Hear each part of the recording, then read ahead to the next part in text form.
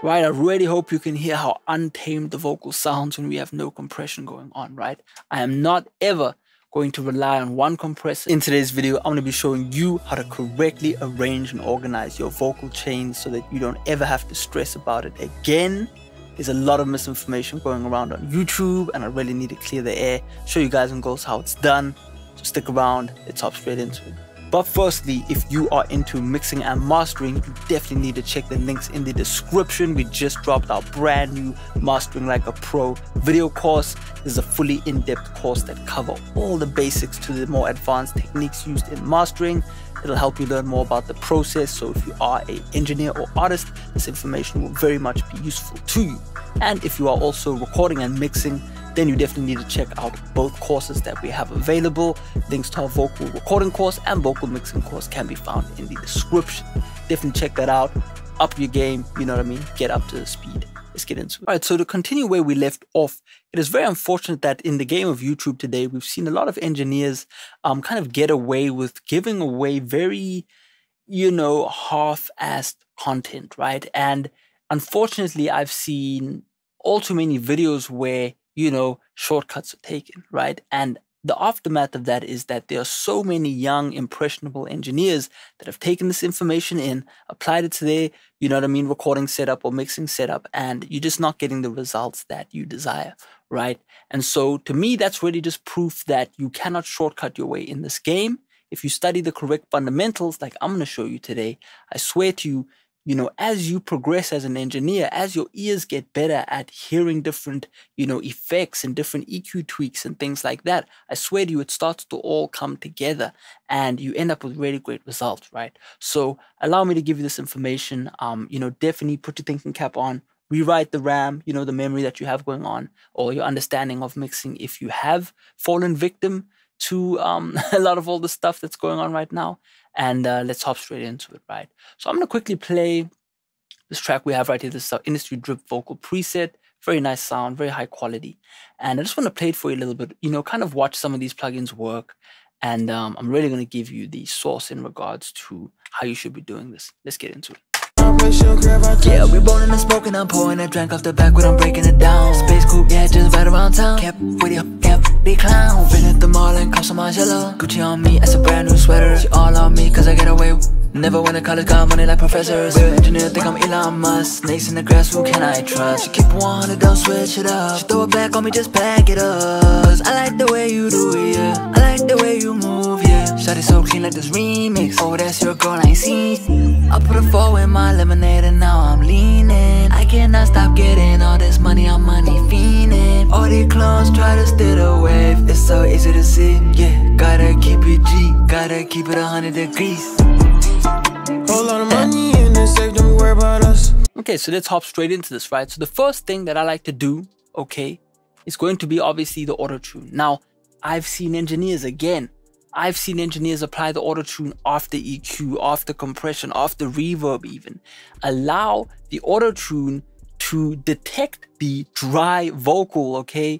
I can't believe I see this on YouTube. People that are actually teaching are doing this. They're applying AutoTune after compression and EQ. You can do it fine, but remember, it is much better and your AutoTune is going to be much more accurate if it can just hear the dry voice. This is what it's made for, okay? If you start EQing out frequencies, right? Think about it. An EQ, right, is going to be manipulating the tone of your vocal. So if you start removing frequencies, it is now not treating your original voice, okay? So you want that AutoTune to be first. You want it to treat that original signal, okay? Please, AutoTune first, okay? This is the #1 tip.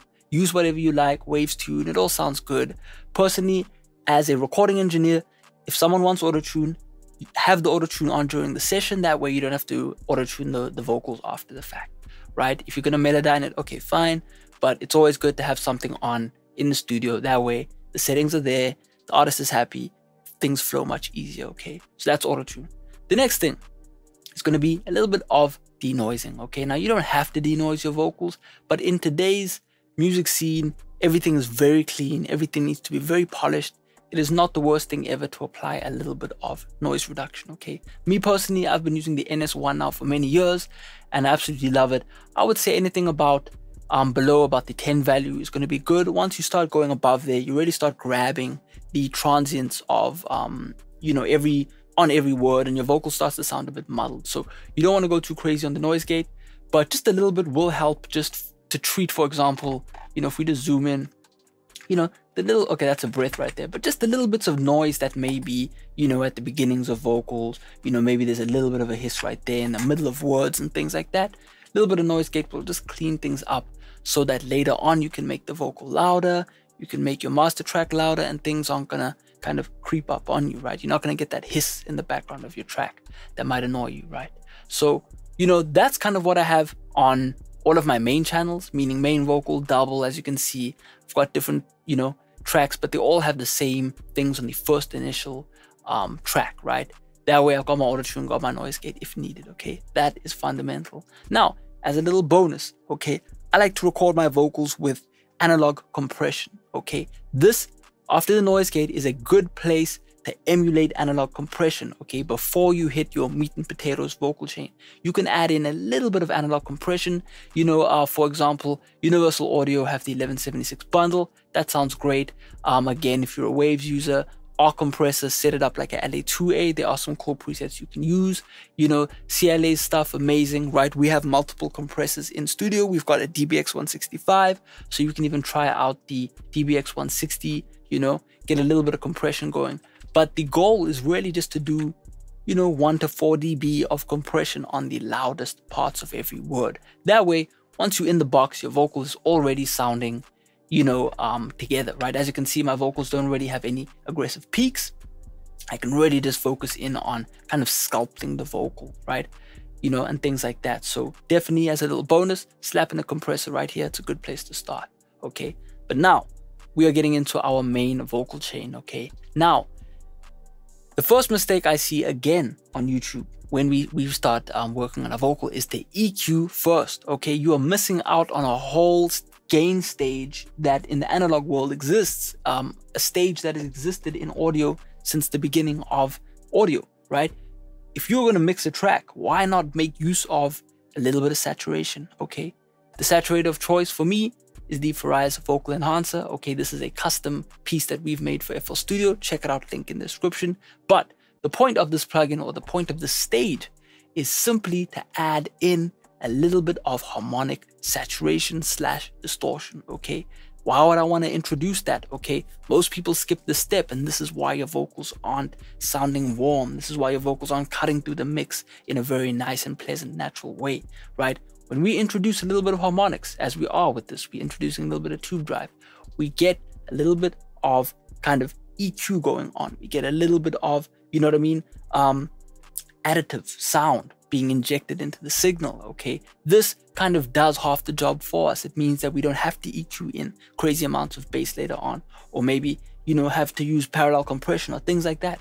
You know, these are things that magically happen when you hit an analog style console, or an analog console, my bad. You know, so why not just reintroduce that, right, in your techniques? Definitely try it out, and I swear your vocals going to sound that much better.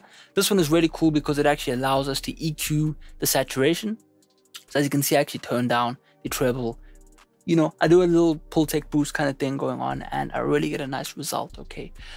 So definitely try out saturation. This is something, again, that most people skip out on. They immediately go to digital EQ, and all they end up with is a very two-dimensional harsh vocal. So please try out saturation, okay? So now let's kind of just overview the color combos we have going on. As you can see, in purple we got our saturation, light blue we've got our EQ, okay? Again, in purple blue we've got our compression, and then we kind of got our secret sauce in lime, which is our flanges and things like that, okay? That is the order that I like to work in. Let's kind of break that down. So the next thing, as you can see, I've got 3 EQs. Now you think I only need 1 EQ. The thing that I found, right, is that when it comes to mixing in the box, you want to make use of the best elements of different plugins, right? And use all of these different plugins that you like together to get a sound, right? So for me personally, I'm treating all of this EQ as if it's 1 EQ, okay? If I just quickly turn off all of these EQs, Yeah, we bowling and smoking, I'm pouring that drink off the back when I'm breaking it down. Space coupe, yeah, just right around town. Kept with your the clown. Been at the mall and customize yellow.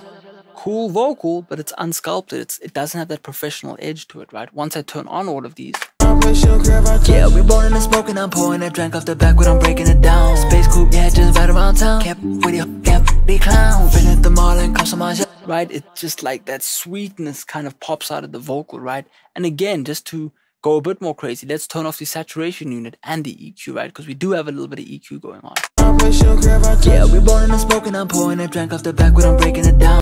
Space coupe, yeah, just right around town. Kept with your the clown. Been at the mall and customize yellow. Gucci on me, as a brand new sweater. She all on me. Right? Just like suddenly now that the life is brought back into the vocal, right? It just sits on top of the beat in a nice way, okay? And the way that we do that is, as you can see, I've got this Avalon right here.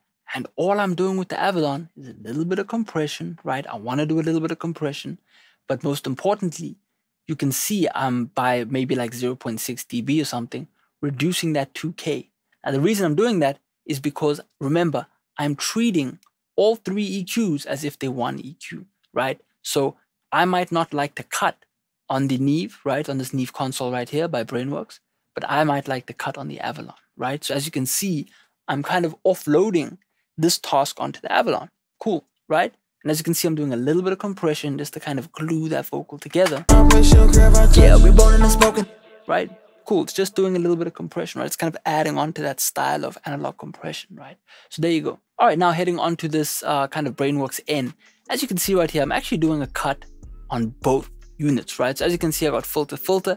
Now again, that kind of follows the last philosophy of, you know, when it comes to mixing in the box, I'm going to break more rules because, you know, I don't get the exact sound that I want just doing an 80 hertz cut, right? I might have to do it twice. Sure, that might mess with the phase, but remember, I'm using my ears to kind of decide what sounds good to me. And in this instance, to me, when I use these kind of double cuts that add up to one cut in my mind, right? You end up with the sound that you want. You know what I mean? And that's the most important thing, okay? So 80 hertz cut there, 60 hertz cut on the Avalon. Cool. And as you can see, we're doing very minor cuts with this EQ.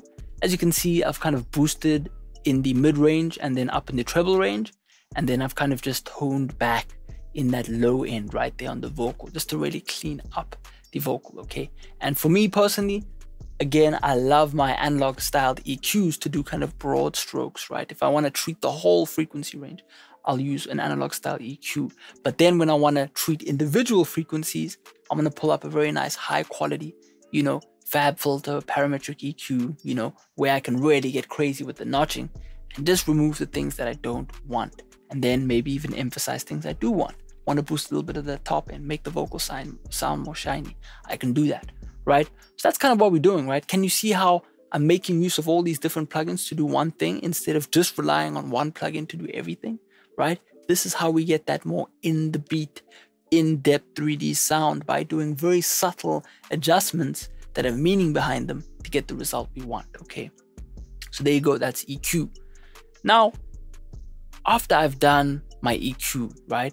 If I've boosted an EQ point, right? For example here, or if I've reduced, it is very important for me to bring the vocal back, right? And what I mean by that is, think about it. If I'm boosting 3 dB, right, on the EQ, it means now that this is louder than everything else. Now I can actually pull everything back together by using compression, right? So as you can see right here, I'm simply compressing just to make up for the difference between, for example, I'm doing a 0.7 boost, I'm doing a 0.3 boost, right?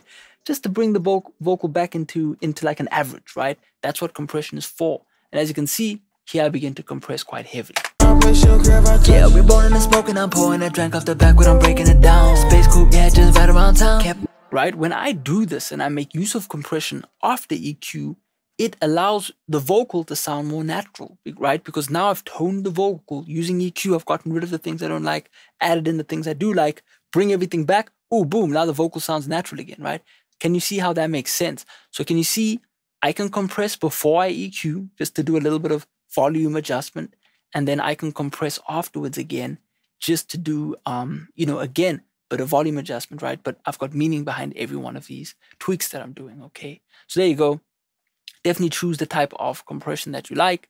I personally really like the ARC compressor, but this compressor is strictly here just to really solidify those EQ tweaks that I've made and not allow anything to sound a bit too crazy on its own. If I was to turn this off, yeah, we're bowling and smoking, I'm pouring a drink off the back when I'm breaking it down. Space coupe, yeah, just right around town. Kept with you, kept the clown. Been at the mall and customized yellow. Gucci on me, as a brand new sweater. She all on me cause I get away with. Never went to college, got money like professors. We're engineer, think I'm Elon Musk. Snakes in the grass, who can I trust? She keep wanting, don't switch it up. She throw it back on me, just back it up. Cause I like the way you do it, yeah. Right, I really hope you can hear how untamed the vocal sounds when we have no compression going on, right? I am not ever going to rely on one compressor to do all of the compression. That's the quickest way in the box to make sure your vocals sound sucked, to make sure they sound unnatural and just lifeless, okay? So definitely slowly stack up your compression, and I swear you're going to get a different result, okay? Same thing applies with the C4, but a multiband compression. The only reason we use this in this instance is to really treat different regions of the frequency spectrum, you know, a little bit differently, right? Because I may want, yeah, we're bowling and smoking, I'm pouring a drink off the back when I'm breaking it down. Space coupe, yeah. Right, you can see sometimes the S sounds pop out, right? We're gonna want to treat that a little bit differently to, let's say, the mid-range, okay? I can do a full video again on multiband compression. I've got enough of those, right? So we'll kind of head on. So once we've done all of the kind of heavy lifting, right? This is, as I said before, the meat and potatoes of your vocal mix, okay? You need to spend 2-3 hours, an hour, whatever time you have available, really getting that saturation right, really getting that EQ right, really getting that compression right. Obviously, then it is time to add in a little bit of kind of modulation or space effects, right? This is really where we add the sprinkles onto our mix, right? Add in a tiny bit of plate delay, plate reverb, my bad. I'm not actually in this mix, I don't think. I'm using any slap delay, fine. But a little bit of reverb is definitely not going to hurt your track. If you do this minimally, I swear to you, your vocal begins to open up. Okay, it really starts to sound good. So as you can see, you don't want to go too crazy. Obviously, it's song dependent. Some songs are going to sound a lot more atmospheric than others, so you may want to use a little bit more reverb. If you really want that effect, I would highly suggest using a send, right? Then you see I've got a reverb send. Sure, you can do that, but obviously on the main vocal itself, little bit of an effect is not going to hurt. It's definitely going to add in a little bit of depth to your vocal track. And as you can see, same thing here on the flanger. Little bit of flanger right there, nothing crazy that's going to offset the phase too much, but just something that is just going to really kind of bring the vocal back to life, right? Because obviously we've manipulated the vocal quite a lot. Adding in a little bit of that randomness is just going to A, make the vocal sound more analog, but B, it's just going to bring back some of that kind of naturalness to the vocal, right? It's really just going to help smooth that phase out, and things just sound really good. But that's the way I like to do it. Same thing applies, for example, on the vocal bus, right? Saturation, right? I'm using saturation here on the whole vocal bus, just as if my vocals are running through this kind of pull tech device right here. And, you know, again, that affects the vocal. It makes it sound a certain way. It glues it together. It brightens it up. It cuts some bass, whatever it does. You know, take the time to really listen to what's going on. And I swear to you, you are going to start getting that professional sound that you desire, right? It's just so sad how, you know, so many people have been brought up in this game, you know, with really poor quality technique. And, you know, you can hear it in a lot of records today. So, you know, definitely apply yourself. Check all of this out. Again, if you want to see me do this in depth, check out my vocal recording course, vocal mixing course, so you can really get a better vocal sound. And, yeah, you know, just keep working every day. I'll check out in the next one. Peace out.